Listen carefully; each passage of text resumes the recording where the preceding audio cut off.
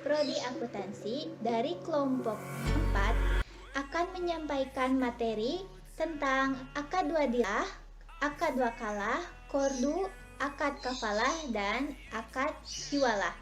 Materi yang pertama akan disampaikan oleh Cucu Habibah.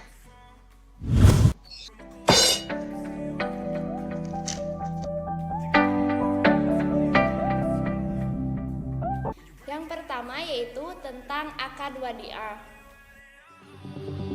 Akad wadiah menurut Hanafiah adalah melimpahkan kepada orang lain untuk menjaga harta seseorang dengan cara jelas dan secara isyarat. Contoh secara terang misalnya, datang seorang laki-laki yang berkata pada temannya, "Aku titipkan ini padamu ya," dan orang tersebut menerimanya. Contoh secara isyarat misalnya, ketika ada seorang laki-laki datang dan ia menyerahkannya kepada orang lain, kemudian langsung pergi, maka ini disebut dengan menggunakan secara isyarat. Landasan hukum, dalil yang menghadirkan akad ini adalah Quran Surat Al-Baqarah ayat 283, Quran Surat An-Nisa ayat 58, juga diperkuat oleh hadis Nabi. Fatwa tentang akad wadiah. Akad wadiah yang pertama yaitu adanya orang yang menitipi barang, yang kedua adanya yang dititipi, yang ketiga yaitu adanya barang yang dititipi, dan yang keempat adanya ijab qabul. Syarat akad wadiah yang pertama yaitu ijab dari penitip dan qabul dari penjaga, baik dengan ucapan maupun perbuatan. Harus terdapat kesepakatan antara kedua pihak yang berkehendak dan kehendaknya penjaga untuk menjaga harta akad yang akan terjadi tersebut. Kedua yaitu kedua belah pihak harus memiliki kelayakan untuk melakukan akad-akad yang berkaitan dengan harta. Jika seseorang yang balik dan berakal menerima titipan dari anak kecil atau orang gila, maka dia harus menjamin barang tersebut meskipun bukan karena kesalahan kelalaiannya. Syarat orang yang menitipi atau al-mudir yaitu berakal dan balik. Syarat orang yang dititipi yaitu berakal dan balik, dan harus mampu menjaga barang yang dititipi.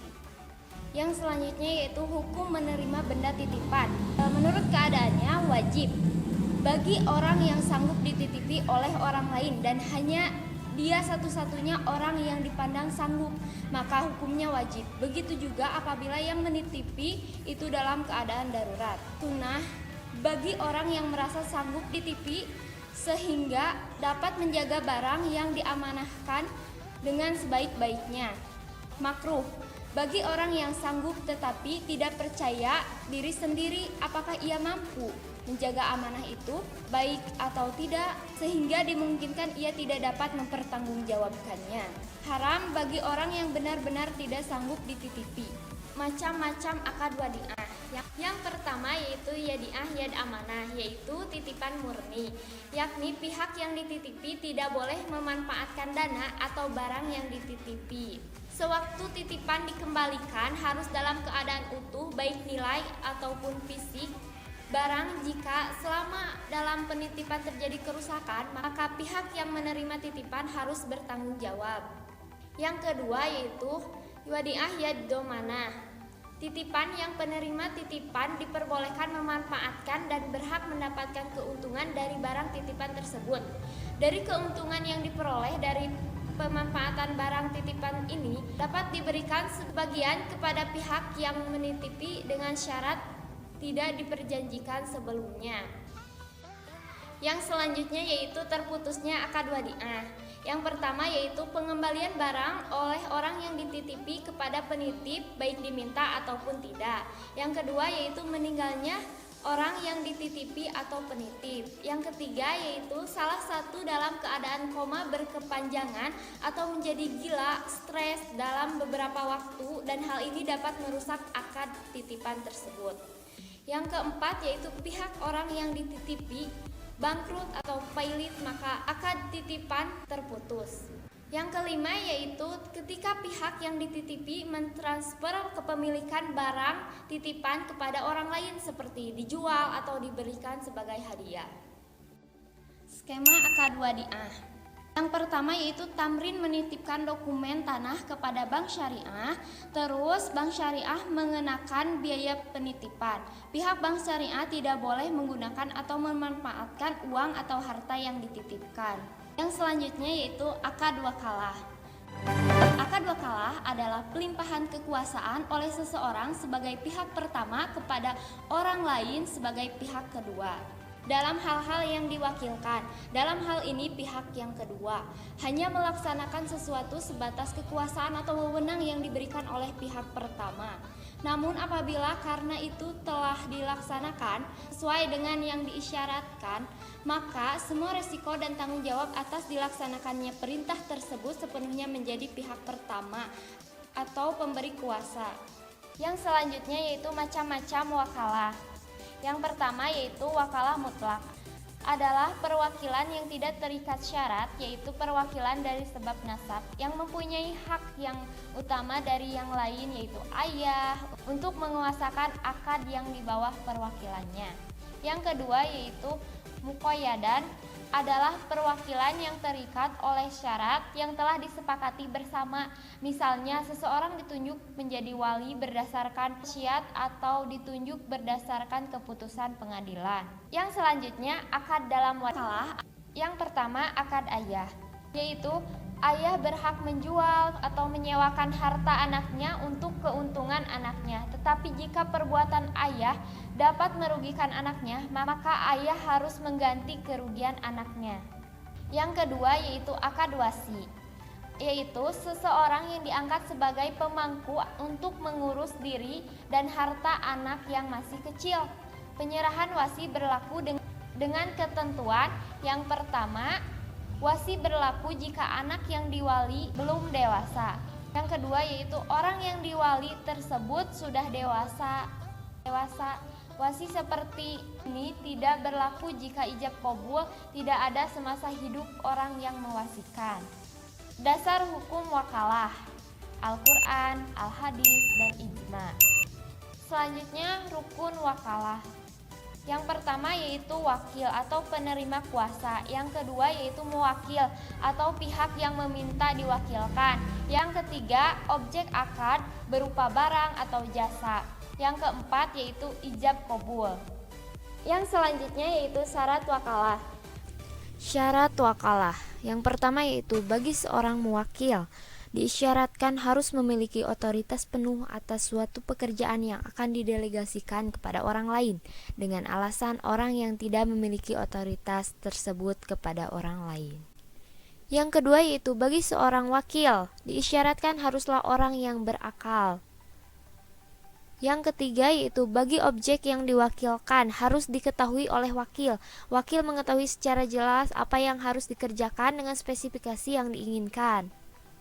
Syarat yang keempat yaitu ijab qabul, adalah pernyataan dan ekspresi saling ridho atau rela di antara pihak-pihak pelaku akad yang dilakukan secara verbal, melalui korespondensi atau menggunakan cara-cara komunikasi yang modern. Berakhirnya akad wakalah. Adapun penyebab berakhirnya akad wakalah adalah yang pertama, bila salah satu pihak yang berakad gila. Yang kedua, bila maksud yang terkandung dalam akad wakalah sudah selesai pelaksanaannya atau dihentikan. Yang ketiga, diputuskannya wakalah tersebut oleh salah satu pihak yang berwakalah, baik pihak yang memberi kuasa atau pihak yang menerima kuasa. Yang keempat, hilangnya kekuasaan atau hak pemberi kuasa atau atas suatu objek yang dikuasakan. Yang kelima, meninggalnya salah satu dari dua orang yang melakukan akad wakalah. Skema wakalah.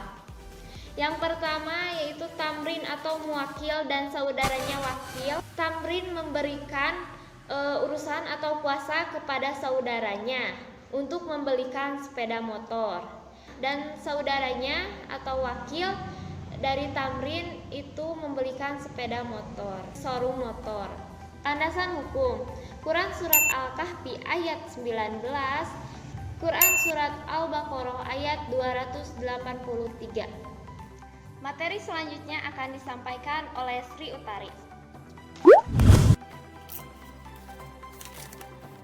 Materi selanjutnya yaitu Qardul Hasan. Qardul Hasan adalah pinjaman tanpa imbalan yang memungkinkan peminjam untuk menggunakan dana tersebut selama jangka waktu tertentu dan mengembalikan dalam jumlah yang sama pada akhir periode yang disepakati. Jika peminjam mengalami kerugian bukan karena kelalaiannya, maka kerugian tersebut dapat mengurangi jumlah pinjaman.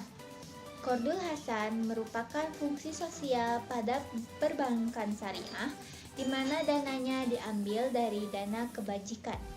Jadi, Qardul Hasan adalah utang yang dapat diberikan baik dalam bentuk uang atau dalam bentuk barang yang dipinjam seperti mobil, laptop, motor, atau yang lainnya dengan syarat bahwa penerima pinjaman harus mengembalikan barang tersebut kepada pemilik dalam keadaan semula tanpa ada bagian yang terambil atau tanpa ada tambahan apapun pada barang tersebut. Selanjutnya, landasan hukum Qardul Hasan. Yang pertama diambil dari ayat suci Al-Quran yang artinya siapakah yang mau memberi pinjaman kepada Allah, pinjaman yang baik, menafkahkan hartanya di jalan Allah, maka Allah akan melipat gandakan pembayaran kepadanya dengan lipat ganda yang banyak. Dan Allah menyempitkan dan melapangkan rezeki dan kepadanya lah kamu dikembalikan. Quran Surat Al-Baqarah ayat 245. Dan selanjutnya ada dari Quran Surat Al-Baqarah ayat 280 yang artinya dan jika ia orang yang berhutang itu dalam kesulitan, berilah tangguh sampai ia berkelapangan dan menyedekahkan sebagian atau semua hutang itu lebih baik bagimu jika kamu mengetahui. Yang kedua dari As-Sunnah, orang yang melepaskan seorang muslim dari kesulitannya di dunia, Allah akan melepaskan kesulitannya di hari kiamat. Dan menyedekahkan sebagian atau semua utang itu lebih baik bagimu jika kamu mengetahui. Hadis riwayat Muslim. Selanjutnya yaitu rukun, syarat, dan ketentuan syariah tentang Qardul Hasan. Yang pertama yang kita bahas yaitu rukun Qardul Hasan, yang terdiri dari pelaku akad yaitu muqtarid, peminjam pihak yang membutuhkan dana, dan mukrid atau pemberi pinjaman atau pihak yang memiliki dana. Yang kedua objek akad yaitu qard atau dana. Yang ketiga tujuan yaitu pinjaman tanpa imbalan, seperti ketika saya akan meminjam uang 10.000 kepada teman saya, maka saya akan mengembalikan uang tersebut dengan jumlah yang sama. Yang keempat, sigoh, yaitu ijab dan qabul. Selanjutnya, yang kedua, syarat Qardul Hasan, yang terdiri atas kerelaan kedua belah pihak dan dana digunakan untuk sesuatu yang bermanfaat dan halal. Selanjutnya, ketentuan syariah Qardul Hasan. Yang pertama, pelaku harus cakap hukum dan balik. Yang kedua, objek akad yang terdiri atas jenis nilai pinjamannya dan waktu pelunasannya. Selanjutnya, peminjam diwajibkan membayar pokok pinjaman pada waktu yang telah disepakati. Tidak boleh diperjanjikan akan ada penambahan atas pokok pinjamannya. Namun, peminjam boleh memberikan sumbangan secara sukarela.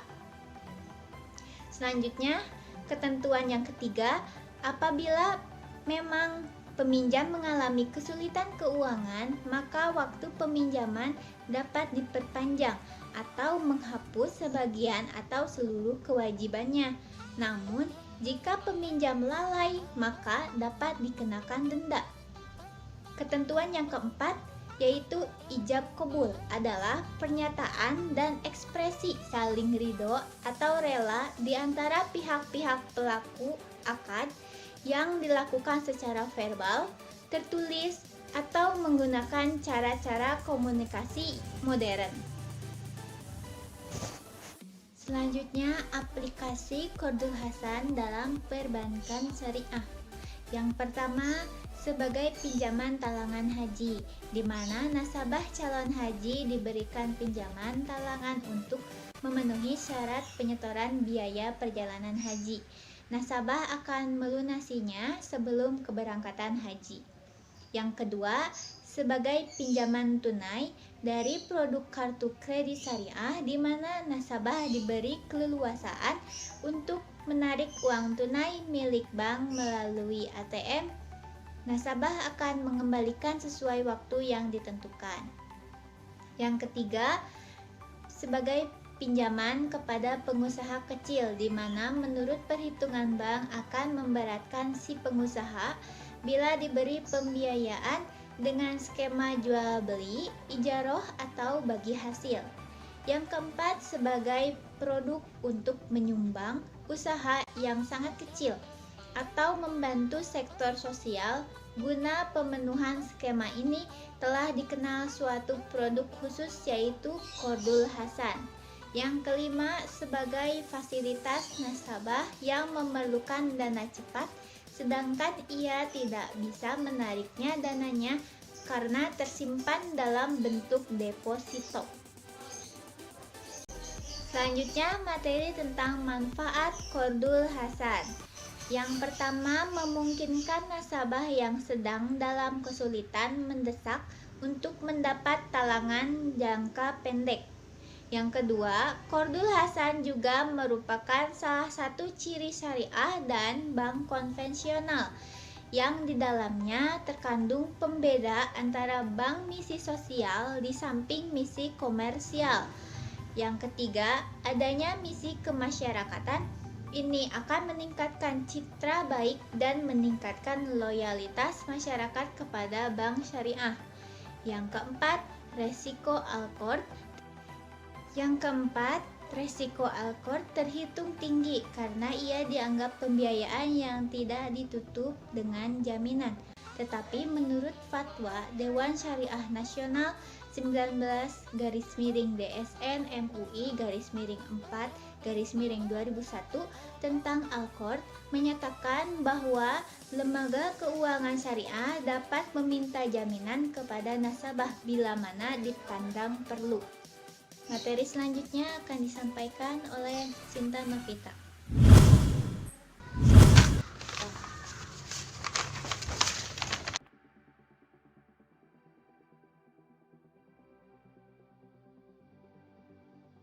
Yang pertama, saya akan membahas akad kafalah.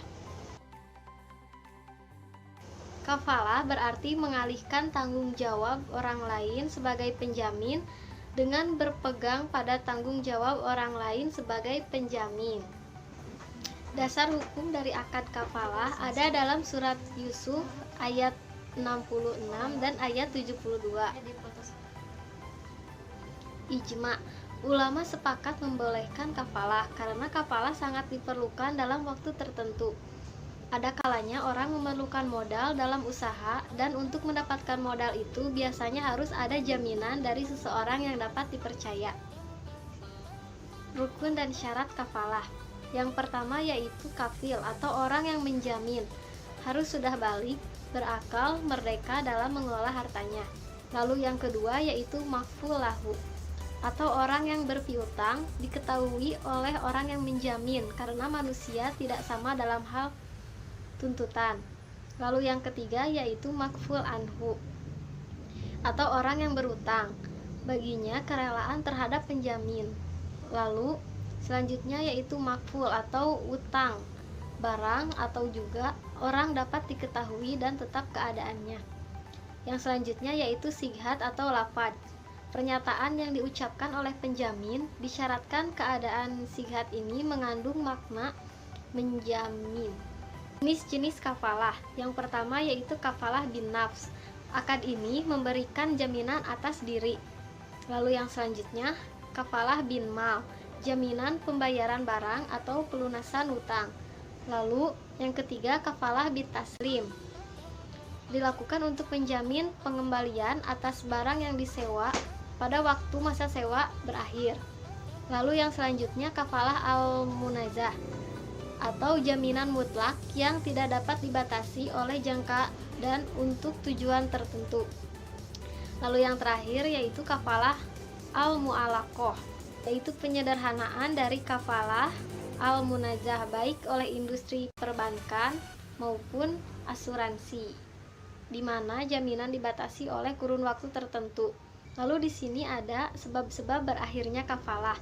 Yang pertama yaitu ketika hutang telah diselesaikan, baik oleh orang yang berhutang atau oleh penjamin. Lalu kreditor melepaskan hutangnya kepada orang yang berhutang, tidak pada penjamin. Kreditor dapat mengakhiri kontrak kafalah walaupun penjamin tidak menyetujuinya. Lalu yang selanjutnya yaitu manfaat dari akad kafalah, yaitu sikap tolong-menolong, keamanan, kenyamanan, kepastian dalam transaksi, memperkuat hak, mempermudah transaksi dalam pembayaran utang, harta, dan pinjaman. Lalu yang kedua, saya akan membahas akad hiwalah. Hiwalah merupakan pengalihan hutang dari orang yang berhutang kepada orang lain yang wajib menanggungnya. Dalam hal ini terjadi perpindahan tanggungan atau hak dari satu orang kepada orang lain. Dalam istilah ulama, hiwalah adalah pemindahan beban hutang dari muhil atau orang yang berhutang menjadi tanggungan muhal alai atau orang yang berkewajiban membayar hutang. Dasar hukum dari akad hiwalah ini ada dalam surat Al-Baqarah ayat 280. Ijma' para ulama sepakat membolehkan hiwalah. Hiwalah dibolehkan pada hutang yang tidak berbentuk barang atau benda, karena hiwalah adalah pemindahan utang. Oleh sebab itu, harus pada utang atau kewajiban finansial.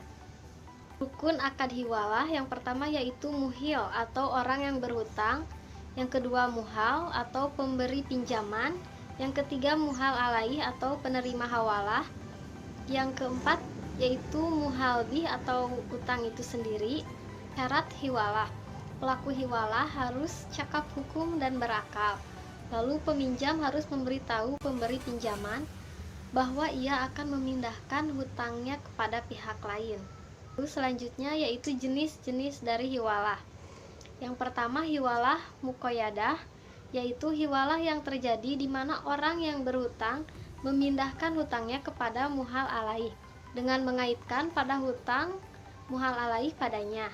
Lalu yang kedua yaitu hiwalah mutolaqoh, yaitu hiwalah di mana orang yang berhutang memindahkan hutangnya kepada muhal alai padanya karena memang hutang muhal alai tidak pernah ada padanya. Lalu sebab-sebab berakhirnya hiwalah, karena dibatalkan, lalu hilangnya hak atau karena meninggal dan bangkrut. Yang selanjutnya yaitu jika muhal menghapus bukukan kewajiban membayar hutang kepada muhal alai.